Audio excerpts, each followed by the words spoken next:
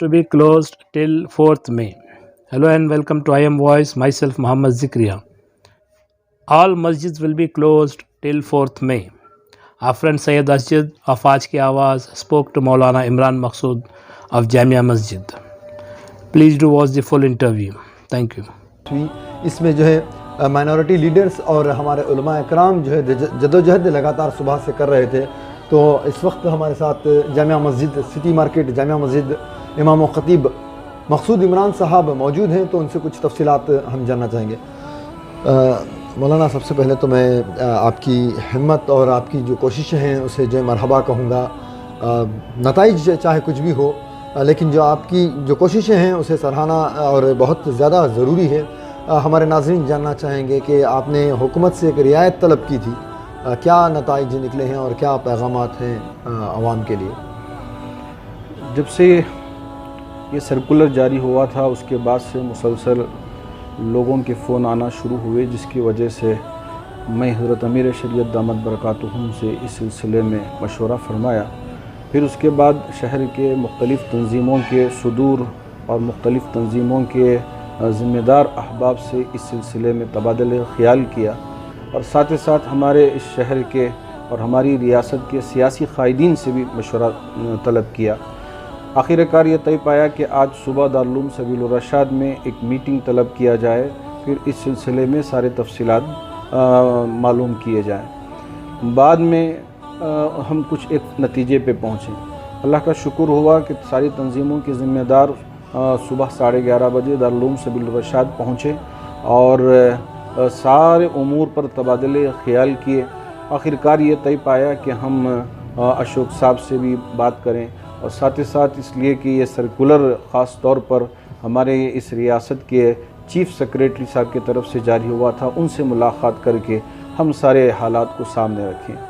چونکہ آپ نے شاید سرکولر میں دیکھا ہوگا کہ یہاں صرف تمام مذہبی مقامات کو بند کر دینے کی بات لکھی گئی ہے اور پورا بازار کھلا رہے گا.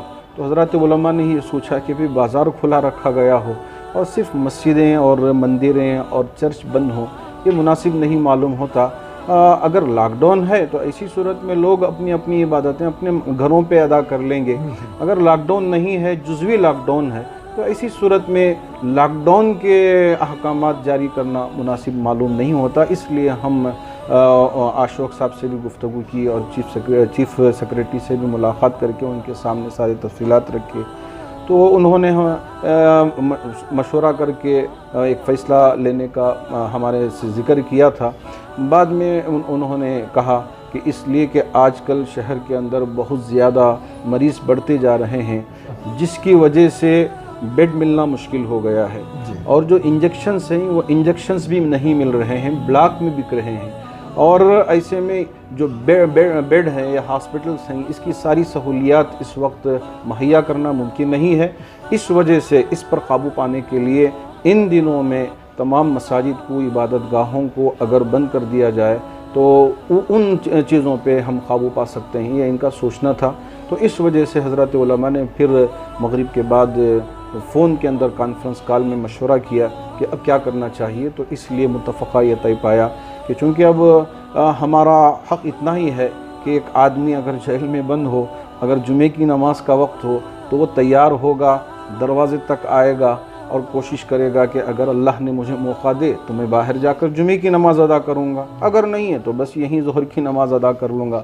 تو اسی طرح ہم نے بھی پوری کوشش کی, حضرات علماء نے اور مسلم سیاسی قائدین, خاص طور پر وزٹ ضمیر احمد خان صاحب بھی اور نصیر احمد صاحب بھی اور بی کے الطاف صاحب, یہ سب احباب ساتھ میں رہے, اور دوسرے بھی سیاسی قائدین برابر ہمارے ساتھ, نصیر صاحب, ناصر حسین جو MP ہیں وہ بھی, اور تنویر سیٹھ صاحب جو میسور کے ہیں وہ بھی باہر سے ہمارا سپورٹ کرتے رہے اور ہمارا ساتھ دیتے رہے. ہم نے جو کوشش کرنی تھی کی, لیکن اللہ کو جو منظور ہے وہی ہوگا.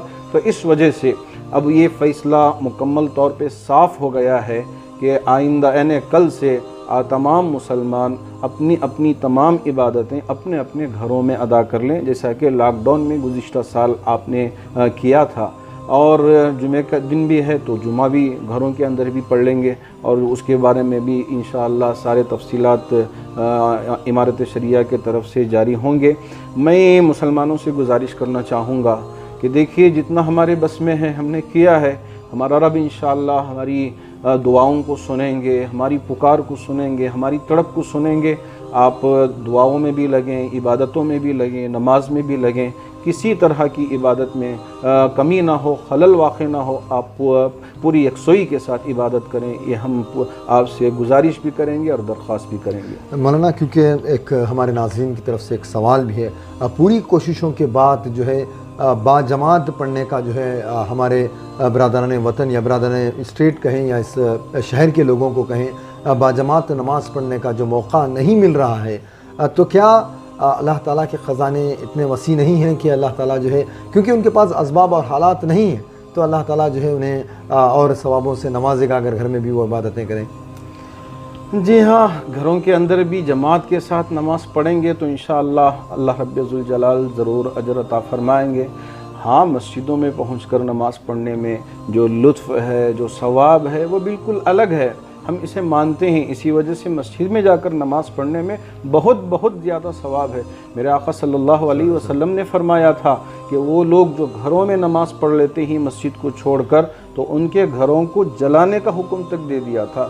اگر وہ سہولت ہو تو وہ حکم ہے، اگر سہولت نہیں ہے، چونکہ ابھی یہاں احکامات جاری ہوئے ہیں، تو اس وجہ سے اگر گھروں میں بھی جماعت کے ساتھ نماز ادا کر لیتے ہیں تو اللہ رب ذوالجلال مکمل ثواب عطا فرمائیں گے۔ آپ اطمینان کے ساتھ اپنے گھروں میں پوری عبادت کریں، تلاوت بھی کریں، روزے بھی پابندی سے رکھیں اور تراویح کا بھی اہتمام کریں، اور رات میں اٹھ کر تہجد بھی پڑھیں، دعاؤں کا بھی اہتمام فرمائیں۔ جزاک اللہ خیر مولانا۔ تو ناظرین، کیونکہ تمام کوششوں کے بعد جو ہے جو نتائج سامنے آئے ہیں کہ اس وقت جو ہے شہر بنگلور ہو یا ریاست کرناٹک کہیں، کیونکہ سرکار کی طرف سے جو گائیڈ لائنس آئی ہیں اس کو جو ہے تبادلہ خیال کی جو ہے پوری ممکن کوشش کی گئی تھی، لیکن اللہ تعالیٰ کو جو منظور ہوتا ہے وہی ہوتا ہے، تو اس کے آگے جو ہے کچھ کر نہیں سکتے۔ تو بہرحال اس وقت جو ہے حالات یہ ہیں کہ سازگار حالات نہیں ہیں ماحول میں، اس لیے جو ہے تمام عبادتیں جو ہے اپنے گھروں میں کی جائیں گی 4 مئی تک۔ 4 مئی تک، تو 4 مئی تک، اس کے بعد انشاءاللہ تعالیٰ اگر حالات سازگار ہو جائیں گے تو انشاءاللہ پھر دوبارہ جو ہے حسب معمول مسجدوں میں وہ رونق لوٹ آئے گی۔